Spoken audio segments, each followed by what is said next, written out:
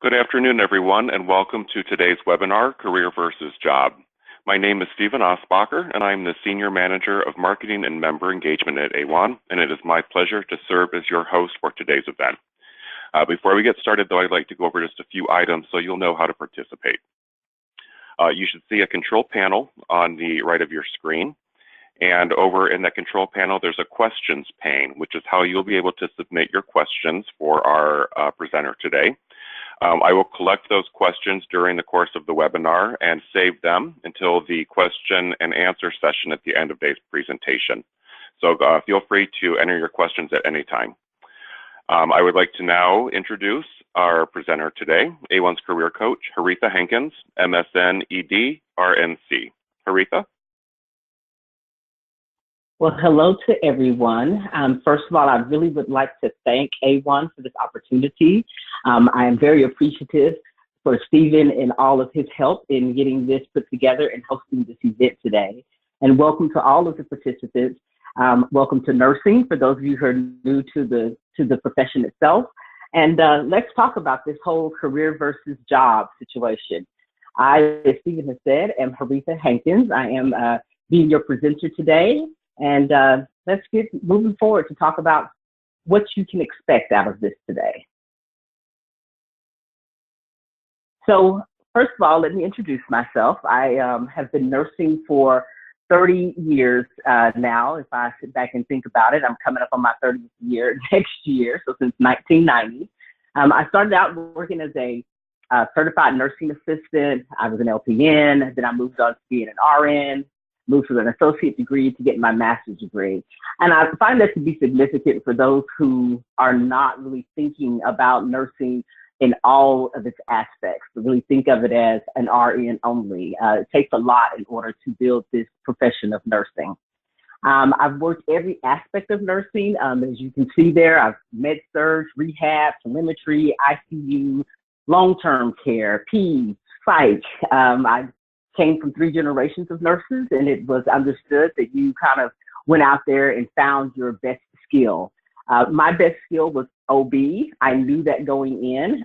So as soon as I got through all of those others, I got into OB, and I have been there ever since and absolutely love it. Worked in every aspect of nursing possible until I got to where I'm currently working as a director, but bedside nurse, charge nurse, has been a preceptor, I've worked as an educator. So I tell you all of that because nursing offers so much, and that's what we're here really today to discuss, is all the aspects that nursing offers to you.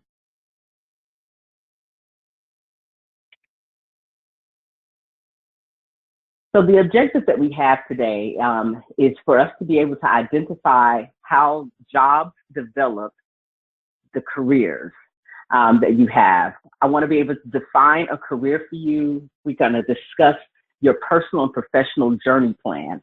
I think it's very important as you are entering into this field of nursing that if you can come up with a plan, that you do, because it's going to drive the decisions that you make. And there's a lot of decisions out there to make. So first of all, let's welcome you to nursing and talk about what you've learned versus what you're actually going to experience that first year. For those of you who are participating today, who are in year 2, 3, 4, 5, or what have you of your career, maybe you can identify with this. For those of you that are maybe students or have just started your first job, hopefully this will give you some insight to some of those uncomfortable feelings that you feel. So almost 20% of all nurses leave the nursing profession in year 1. So you've given all this opportunity and time to be able to give yourself into nursing. And then in the first year, 20% of people walk away from it, and most never come back. And that is something that I would like to be able to address so that we don't keep seeing that. They become frustrated with the reality of nursing. What they have learned in school doesn't necessarily fit into what they're experiencing day to day on the floor. Some of the new nurses that I encounter come back and tell me that they have heard things like, oh, that's the textbook, that's not how we do it here. And so it's conflicting to have someone to tell you that when you have spent so many months weeks, years, hours sitting in front of your textbooks, going to clinical and hearing your instructors say, this is how it is. And then in that first year, people go, no, that's not how it is. And that leads you to not being prepared for the challenges that are coming before you, because there's sometimes a disconnect between what you have learned and what you actually see. Then you feel like, well, what is it that I'm really supposed to do? And what is this nursing profession that I've gotten into? So hopefully today we'll be able to help alleviate some of that and get you a little bit better focus into what you can expect. Let's talk about that first job. So here on this slide, I am trying to really represent all of the things that come at you during that first year. And every single time I think about this slide, I'm like, you know, there's actually white space on the slide. And I don't think in the first year that you really feel like there's space. So it seems to be much busier than that.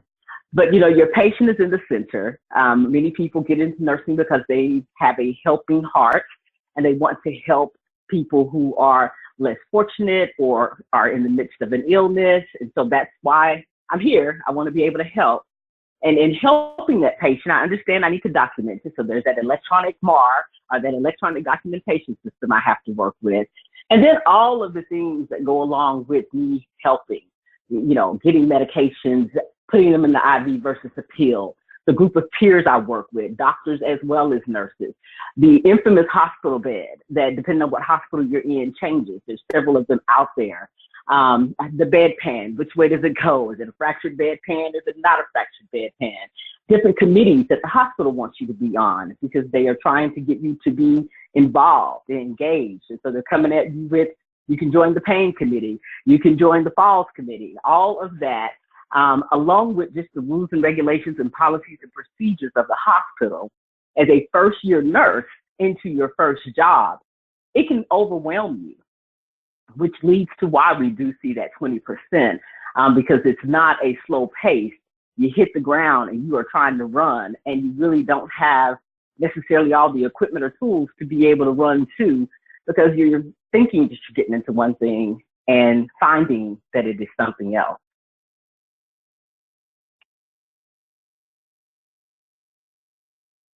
So you find yourself out there kind of chasing a dream. So we talked about that 20%. So that's the 1 in 5 that leave their job within the first year.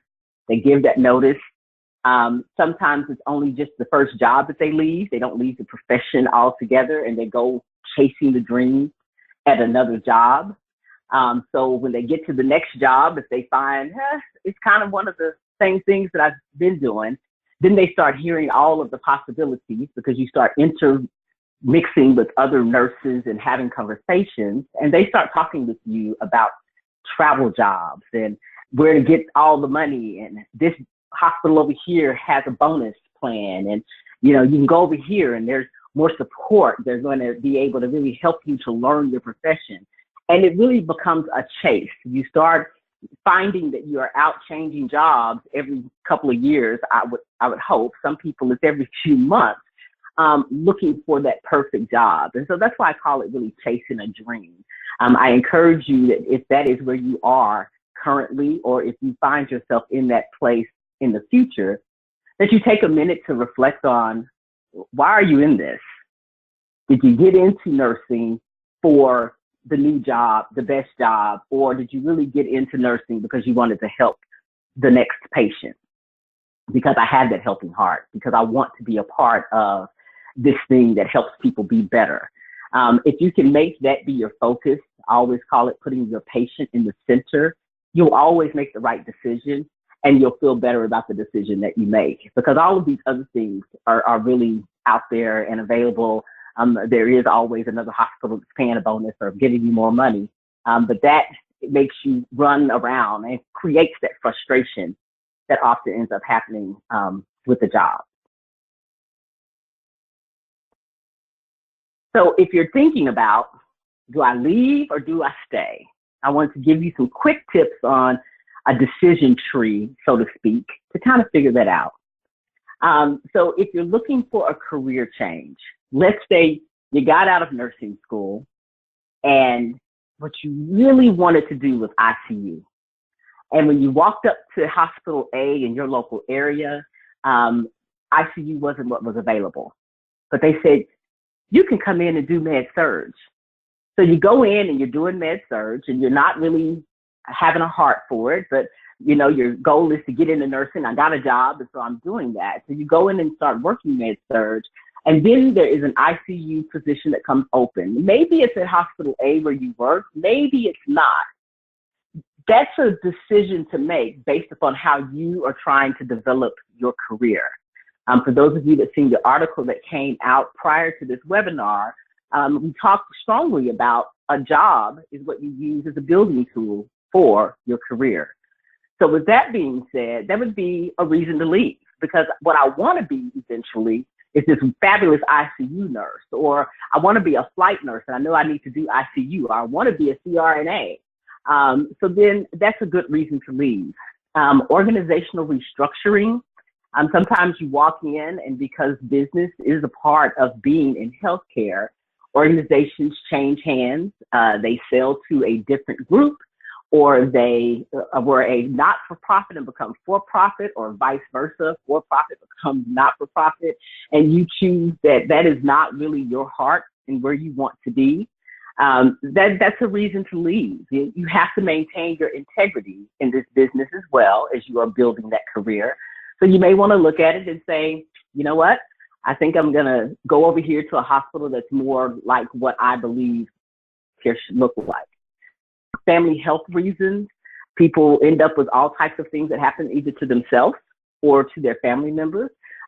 Always a reason to be able to take that step back. Now you have options. You know, the federal government has FMLA and all of that. But, you know, if it's something that you're just, right now it's just not a good time for me and I just need to not be worried about it at all, that's a good reason to leave.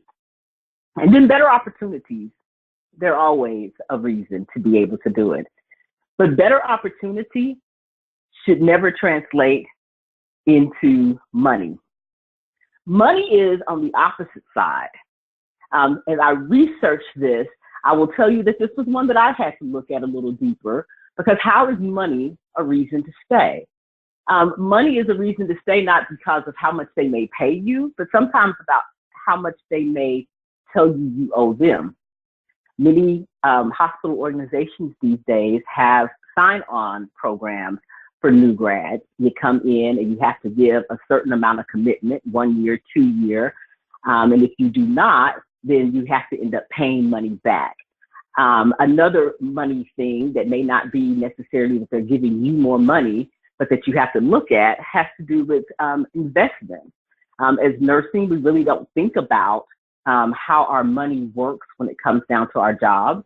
But a good reason to stay is, you know what, if I'm with this organization for 3 years or 5 years, whatever the vested time is, then I'll be fully vested.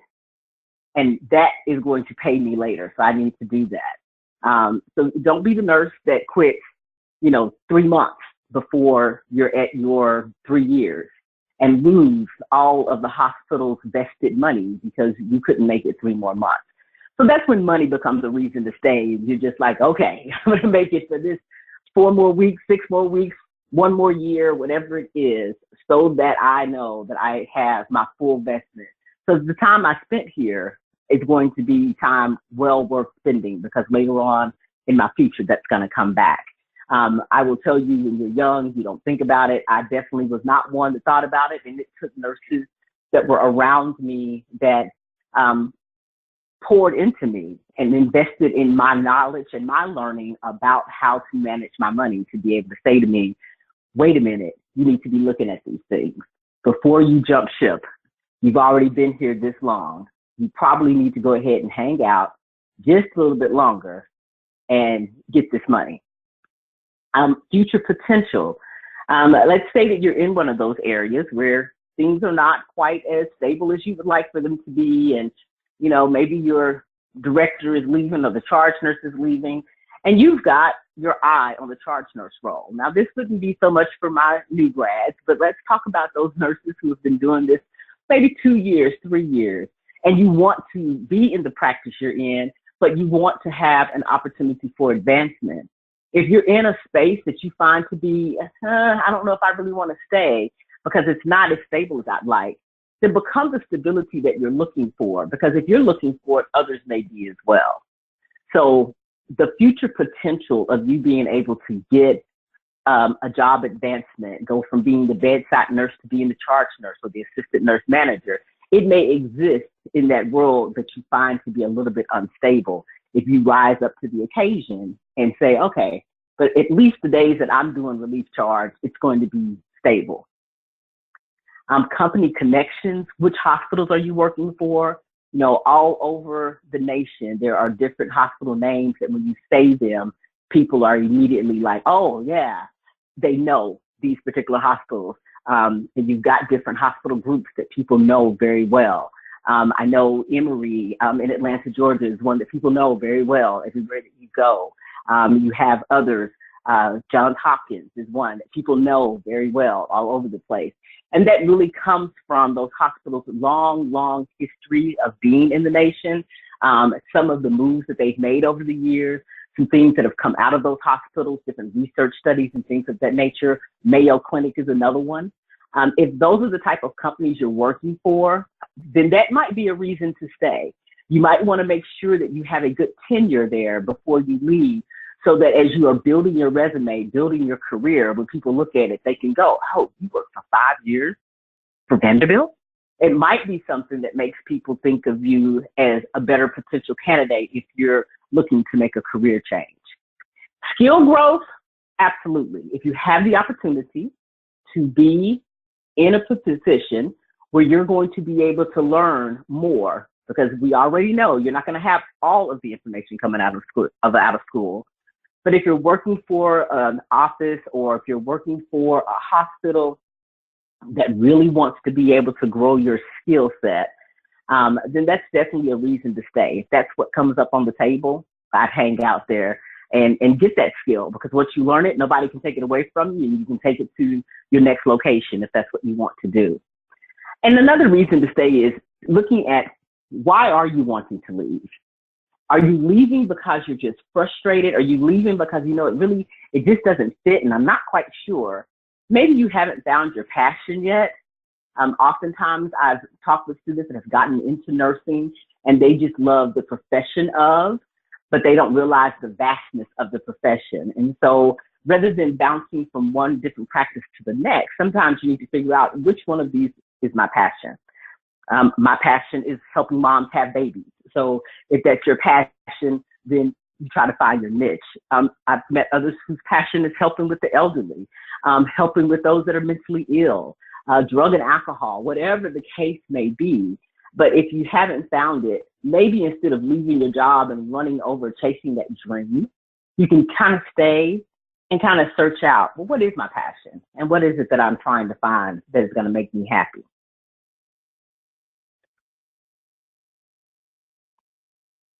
Oops, we skipped a slide. Sorry about that. So this is some comic relief. We've been talking for a few minutes, so I always like to break things up here.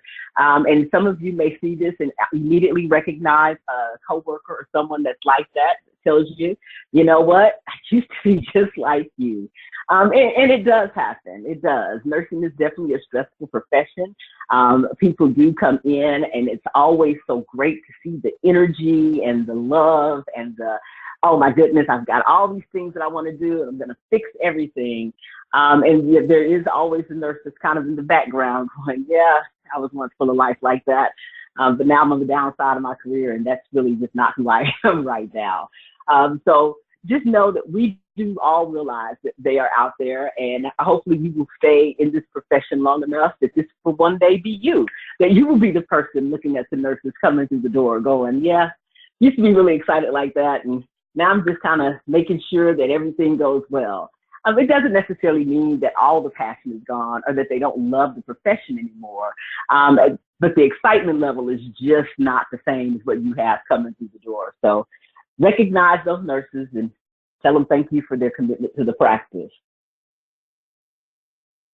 All righty, so back to that job versus career. So in the article, we went over this. This slide is really just to kind of help you guys see It is about having a paid position just to get a job. That really kind of is your first focus getting out of school.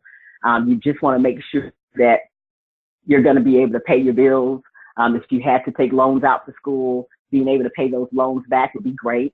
So that's kind of the first thought process to being able to just get a job. But remember, those jobs are building blocks. They are the things that are going to help you to be able to define and firm up your career. So each job from the beginning until the end is really important for you to be focused on how does this contribute to my future? Early on, it might not necessarily be your focus to be able to know how the job impacts your career. But as you keep moving, you'll start to see there'll be some trends that you'll recognize in yourself that you're doing that is building your career.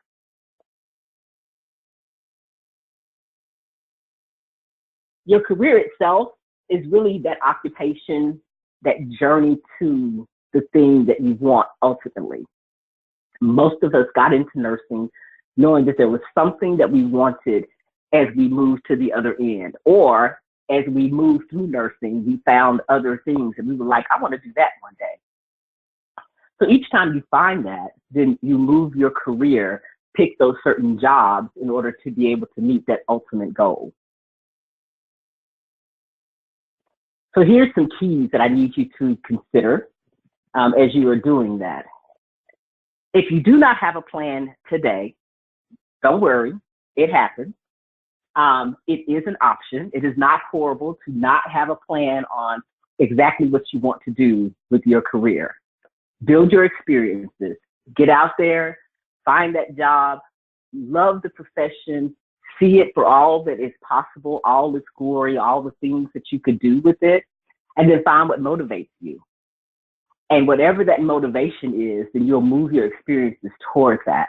I think the best example I have of this is a friend of mine who didn't even go to nursing school to begin with. Initially, she decided that she was going to go into law. And in going into law, she found herself to be a little bit bored. Seeing me in nursing, she thought that looks a lot more interesting.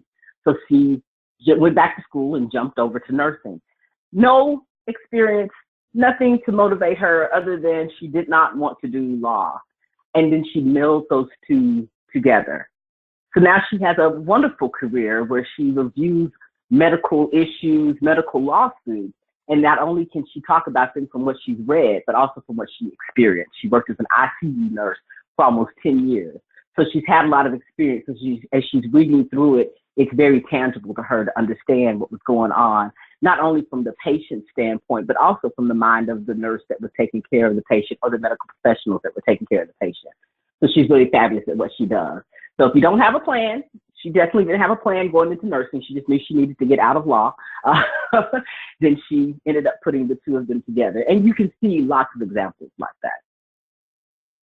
Another key to consider is this profession is probably more than you have imagined.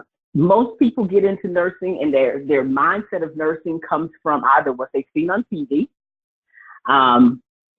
other people in their family who are nurses and what they've seen from those family members. Or, I was at some advisement when I was in high school and they were talking about career choices as you went to college, and everything else they talked about really didn't make sense to me. So I chose nursing. It could be a variety of reasons as to why people got in, and they may not have a really good idea of what nursing is. So they think it's just the bedside, but then they find all the other pieces, the CRNAs, the flight nurses, becoming a nurse practitioner, all those other parts that they can do that's all still considered nursing, but bridges over into other things. Even to the point that many, many nurses have now developed their own companies because they walked into nursing, they've seen a need, and then they said, you know what, I can fit this need, not only from the standpoint of I can be the nurse that delivers the care, but I can also create a company that pulls together interdisciplinary teams that can then help give these patients better care. So they become CEOs. And then we have congressmen. There are congressmen that are out there who became congressmen after being in nursing and seeing the need of the people and started advocating for things that they were seeing and moved straight on in to being in the United States Congress. So there's many different avenues that nursing can take you. And I don't know that any of us, including myself, who comes from 3 generations of nursing before me, had any idea, because nursing is constantly moving and growing. And when you get in, you don't know where it's going. And then you all of a sudden see this door open and you have to make a decision on, do I want to go over there? But it's an option. So just know there's a lot more out there than you probably think. And then another key is this profession grows and changes, as I alluded to before.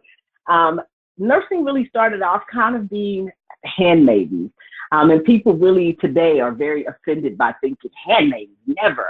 But if you think of the mother of nursing, who we all understand is Florence Nightingale, although she was very crafty and although she really did her own research, kind of, sort of, she recognized that things like fresh air helped to kill bugs, things of that nature, nothing formal, however.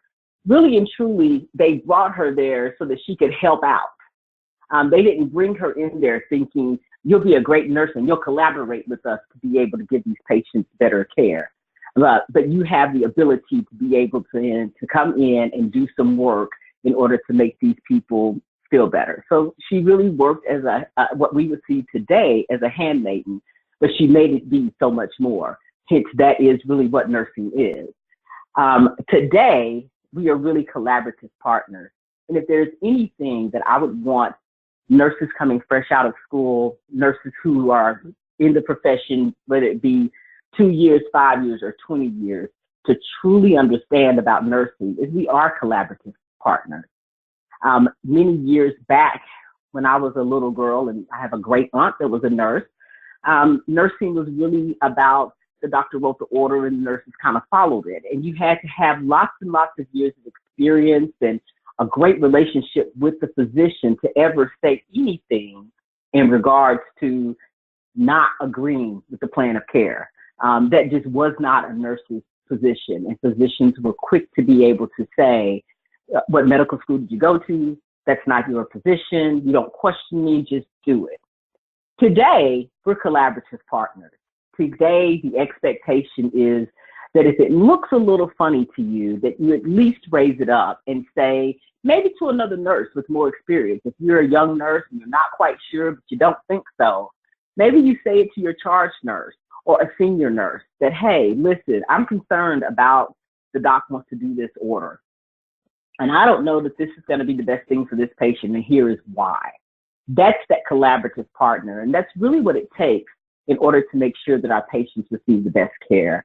Our patients are more complex. They have a lot of comorbidities, and we are all human. So we're all open to being fallible. We're all open to making mistakes. But a quiet voice is probably the worst mistake that any of us could do to a patient, to be able to recognize that this treatment plan is going to do harm and not say anything at all. I think is more harmful to the patient than to just say, I just want to be sure that all things were considered before we move forward with this treatment plan. And I find that most physicians these days appreciate that because they are, as we are, overloaded and having a lot put up on them and a lot of requests being made of them. And they're making these snap decisions, depending on how many years of experience they have, maybe not having enough idea behind what they're doing. And if you just present the idea to them sometimes, they'll go, oh, yeah, I didn't think about that. I didn't realize that. Let me go back and look at that. So remember, you're no longer handmaidens. You really are collaborative partners in the patient's care. And as nursing continues to grow and change, you continue to be more of that. And who knows what else it will turn out to be. So say something if you see something. So let's talk about your building blocks that you have in your pockets, or the building blocks that you put into your pockets. Again, I want you to look for opportunities. If you've got a plan, look for the opportunities that are going to fit into that plan. Those councils and committees that the hospitals and your managers and directors are trying to get you to become a part of, they are also some building blocks. And while it is a commitment above and beyond your full-time hours every week or part-time hours every week, there are also opportunities for you to see some other voices and things that nursing has to make the day-to-day of the organizations run. So don't be so quick to be like, I do not have time for that, if you are really trying to build your career in that way. So one of the things that I tell people is if your idea in your career is that one day you want to be a director or a manager, then really sit on a committee. Most definitely get into a committee, because that's going to be one of those things that you're going to see how strategic thinking happens, how group planning works, how initiatives are put forward and then re-looked at and redesigned and put back out there until they become law. If your idea is that you want to be in research, you know what, I'm going to do some bedside nursing for a while, but really what I want to do is get my PhD in nursing and I'm going to do research. Well, then that's great. You really should get on a council that is looking at practice, because there's your research. So you get into those things and those tools then go with you. And so as you continue through your nursing, you can take that building block out of your pocket at any time and go, I remember when, and it'll be in relationship to work that you did with those councils and committees. You want to make sure that you recognize professional security. Nursing is one of those professions, when you look at U.S. jobs, it just keeps growing and growing and growing. The more we train, the more we need. It seems like the pool is very low. The demand is very high. There's a lot of security in the profession of nursing. So build it well and it will treat you very well. Do not forget though, however, when you're building it, that money covers today, but experience is what is going to ensure your future. So if you think that you're going to have that dream chase that we talked about earlier, that's going to be moving from one job to the other, just looking for more money, then that may not necessarily pay you well in the future. Securing your future a lot of times is about the experience. It's about the staying in there and really getting it. So just make those decisions based upon what it is that you're trying to do with yourself. And always remember, there is one foundation for nursing. No matter what your job is, no matter what part of nursing you go into, we are here to be caring and compassionate. That is truly what Florence Nightingale was thinking and trying to convey, is just having a little bit of empathy, sympathy, going out here and trying to make people have the best lives they can. That's what I'm doing. In the midst of war, she was trying to make these men be as comfortable as possible if she knew they were going to die and there was nothing she could do about it, or have as much care given to them as they healed and knew they were going to go home and face more struggles because maybe they had lost a limb or what have you. But caring and compassion is our foundation inside of the nursing profession. So with that, that is really your biggest building block that you need to keep with you at all times in whatever decisions that you're making.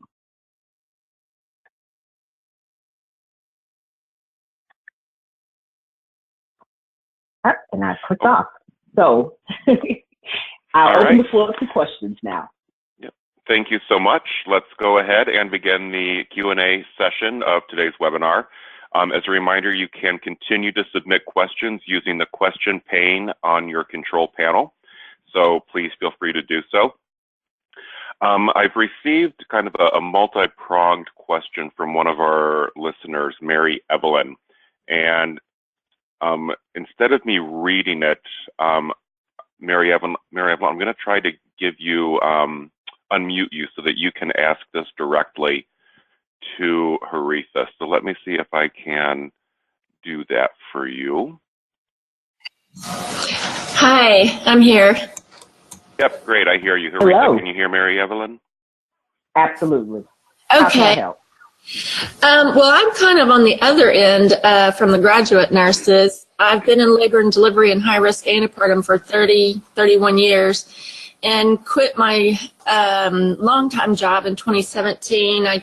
For different reasons, I took 11 months off, finished a master's class and had just finished relatively not long before that taking care of my mother-in-law who had Alzheimer's. So kind of taking some time off. And then I started looking for another job about 6 months later.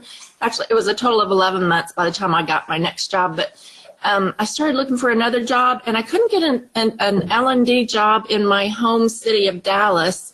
I ended up traveling, which I wanted to do. I was wondering why I might not have been able to get a job. Was it how much they had to pay me, or for my years of experience, or was it the time I took off? What do you think?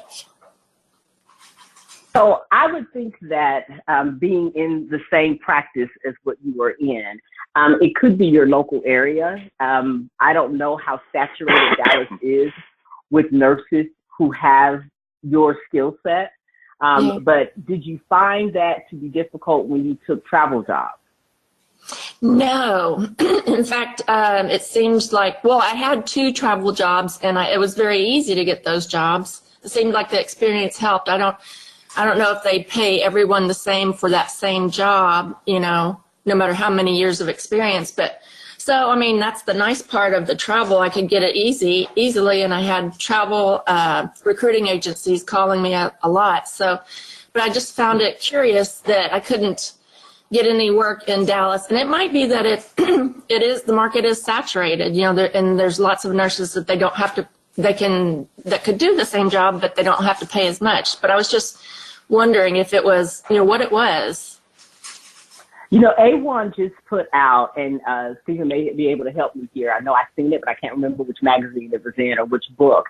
But there is a demographics of the United States in different shades that tells you where nursing is needed more than others and where it's heavily saturated. And you will see in those demographics, there's definitely parts of the country where there are more nurses available, and therefore the job market is not as great. And then you go into some other parts and not as many nurses, and so you have more opportunities. So I would tell you I would look and find that demographic sheet that AWHONN has out and take a look at Dallas. Look in your newspapers and see what you're seeing for jobs. If you're seeing a lot of hospitals that are posting jobs for your skill set, then it's not that it's saturated. But if you're only seeing one job here and there every now and then, or if you go onto the websites and there's only one job for women's services out there, then it's a saturation issue. And it does give the employers an opportunity to be a little bit more selective in who they hire because they've got a lot to choose from. Yeah, I have gone online to the different hospitals' websites, to their job sites, and applied for some that are, you know, PRN or part-time. And I did not hear back from some, but, you know, that's another thing when you're applying online. I kind of wonder, are there certain things, if you don't answer them just right, or you don't answer them, or there's a space in your, a gap in your work history that do human resources, do they screen the applications online first and then send it, but they kick yours out because of just one little thing? Do you know anything about that?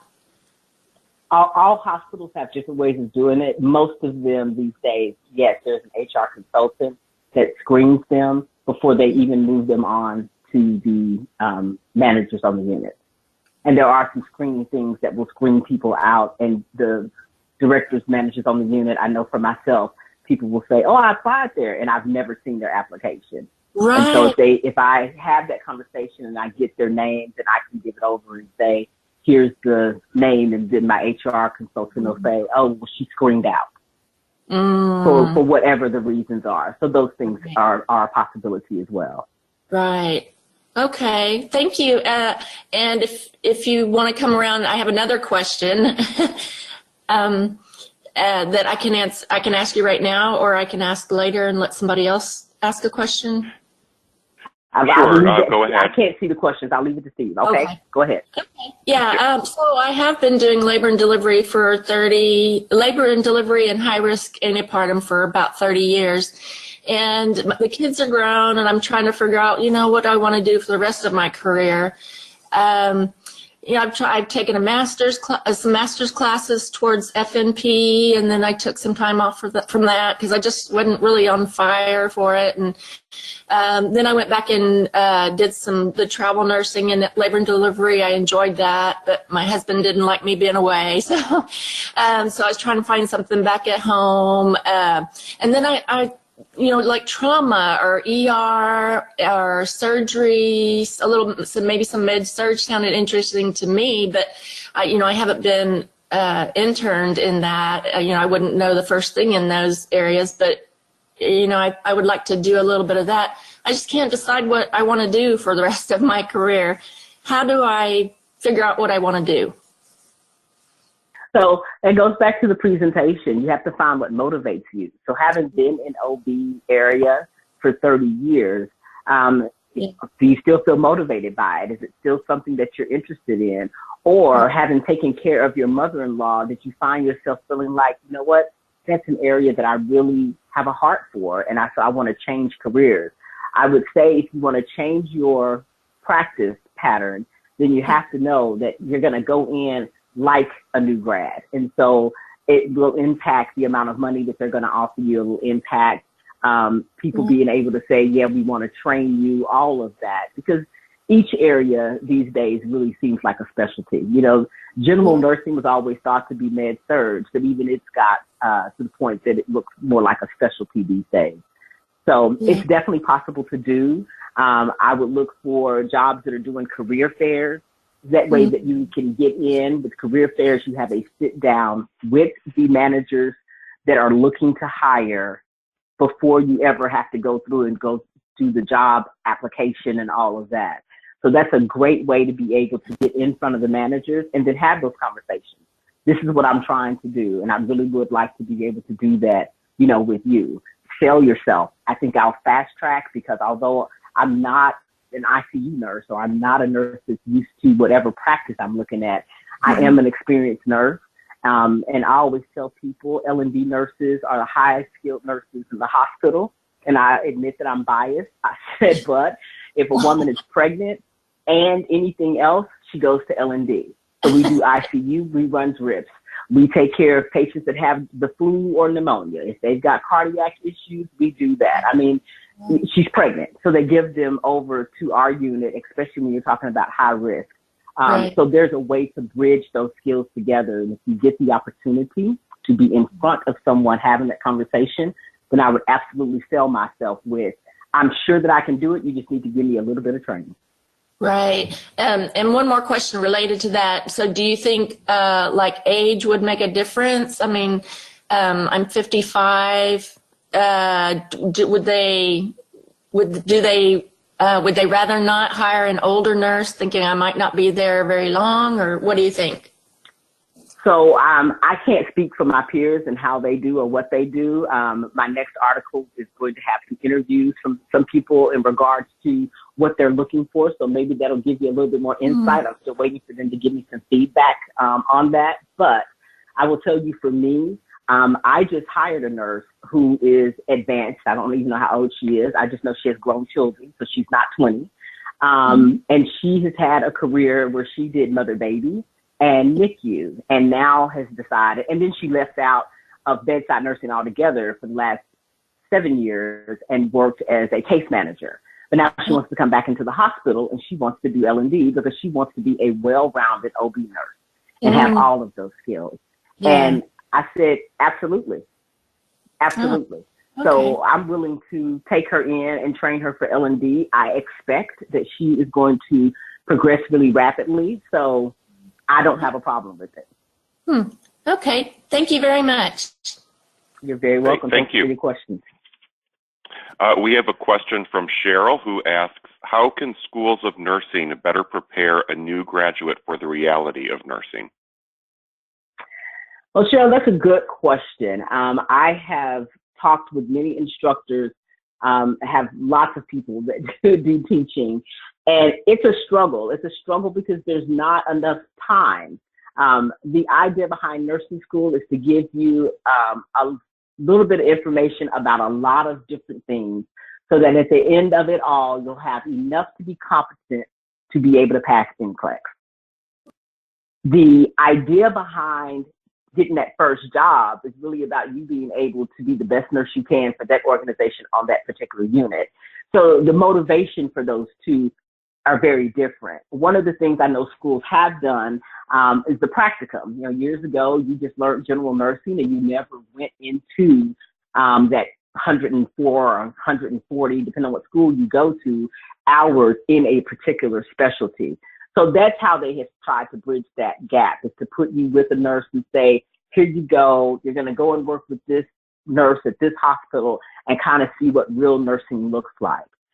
So that's a good step forward. I think if we wanted to take a more major step forward in that, we would actually be taking a half of a step back. Years ago, schools of nursing were attached to hospitals. And I don't know how much you know about the history of nursing, but years ago, every school of nursing that was attached to a hospital, the nurses would go into the hospital in groups and do care, and that was their classes. So there wasn't a whole lot of sitting in a classroom and simulation lab, but they were actually going out and caring for patients. So I think that we need to be able to try to get back to that. There's a lot of barriers there, being able to have enough clinical hours for all the schools of nursing and all the students that are out there would be the highest one on my list that I can think of. But that would help us to be able to get nurses to understand this is what it is. And of course, I believe that conversations as the one that we're having today are really key to that. You got to be able to just tell people this really is what it is. And this is how it doesn't match up, or what you're going to be able to see and how to deal with it when you see it, so that you're not getting out here and being disenchanted.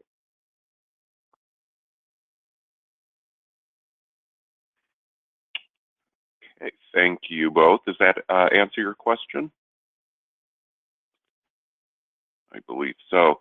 We have another multi-pronged question here from our listener, Tony. So, Tony, I'm going to unmute your line so you can go ahead and speak directly to Haritha.